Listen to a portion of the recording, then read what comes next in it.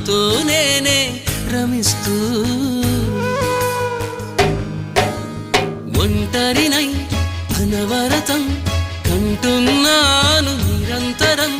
కలల్ని కథల్ని మాటల్ని పాటల్ని రంగుల్ని రంగవల్లుల్ని కావ్య కన్యల్ని ఆడపిల్లల్ని జగమంత కుటుంబం నాది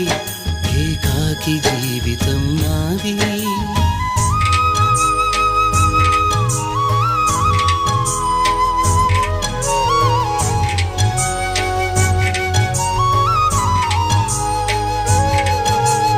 ఇంటికి కంటిని నేనే